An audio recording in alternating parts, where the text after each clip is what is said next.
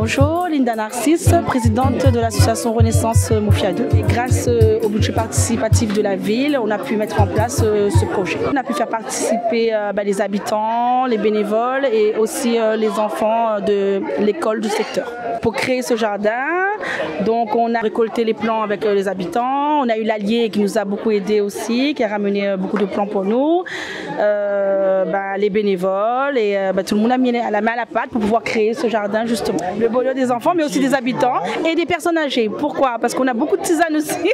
Alors on a de la ayapana, fleurs cerises, l'essentiel quoi, hein. Cannelle, citronnelle, romarin, l'essentiel pour une bonne tisane avec un peu de miel, ça passe très bien. Une redécouverte aussi hein, pour nous aussi parce que même nous, à notre âge, il y a des tisanes qu'on ne connaît pas. Donc c'est une redécouverte pour nous aussi. Et puis on espère aussi que d'autres enfants, d'autres personnes vont venir avec nous pour planter, récolter, voilà. Et je tiens juste à préciser qu'on fait aussi des repas solidaires chez nous 2 fois par semaine. Et c'est vrai que l'idée du potager, c'est venu aussi par là. Ça veut dire qu'on a voulu aussi récolter pour pouvoir repartager tout ce qui est fruits et légumes avec ces personnes-là et les faire participer aussi après le repas solidaire à la plantation. Donc on va dire une activité en plus pour eux. Donc, je suis coordonnateur du budget participatif à la ville de Saint-Denis et on se trouve aujourd'hui sur un des projets lauréats de l'édition 3, le potager solidaire de Mofia 2. Le budget participatif, dans son fonctionnement, c'est un dispositif de participation citoyenne.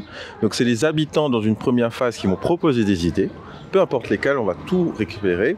Donc que ce soit des idées de potager solidaire, des pistes cyclables, des parcs de jeux, du street workout.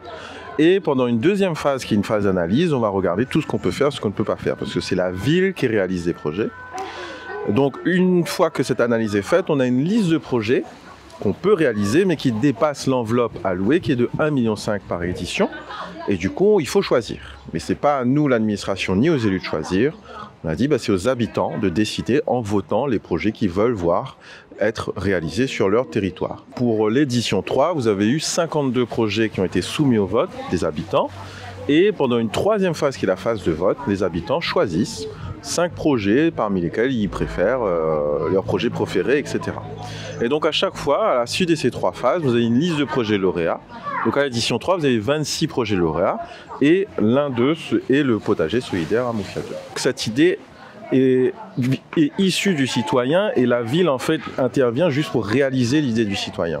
Pour ce projet, c'était environ 30 000 €.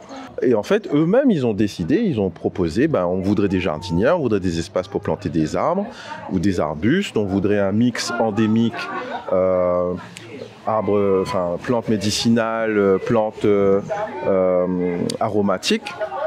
Et du coup, la ville, on fait au mieux pour pouvoir respecter la volonté du citoyen. Et ici, il n'y a pas eu de souci. Donc, on a vraiment réalisé trait pour trait exactement ce que l'association voulait. Et en fait, on remarque, vous voyez que ce projet est sorti en mars-avril et on est en septembre. Donc, en quelques mois seulement, vous voyez que l'espace est complètement approprié. Toutes les espèces sont déjà bien poussées ou tout juste plantées. Que les enfants du quartier ont même participé à la plantation de ces espèces. Et en fait, tout ça, c'est le citoyen, en fait. C'est une volonté du citoyen et la ville a été là juste pour accompagner grâce au budget participatif. Moi, c'est Marie, je travaille à la CA pédagogique de Boisneuf. J'ai ramené quelques plantes pour embellir la cité, l'association Renaissance. J'ai ramené des plantes endémiques, aromatiques, médicinales et florales aussi.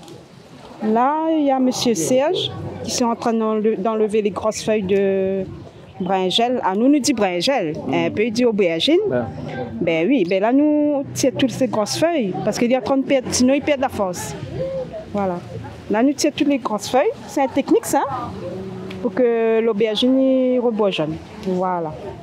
Et après, pour donner l'aubergine, on connaît comment ça il faut faire.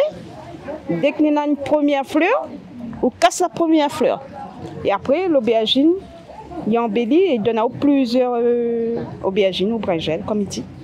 En fin de compte, c'est des enfants de l'école Badamier qui sont venus planter. Il y a les salades, tomates à abus, bread chouchine, la menthe, et Bringel. Voilà. Et c'est ce petit coin-là que j'allais planter.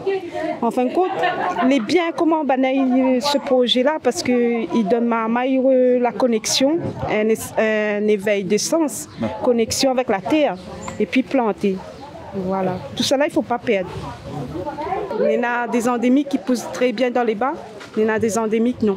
Et nous là, on ramène des petits pots aussi pour les enfants plantés, des petits pots aromatiques médicinales. Ici, la sauge officinale, voilà, que les destinée plus pour les femmes, pour la ménopause, après ménopause, voilà, les règles douloureuses.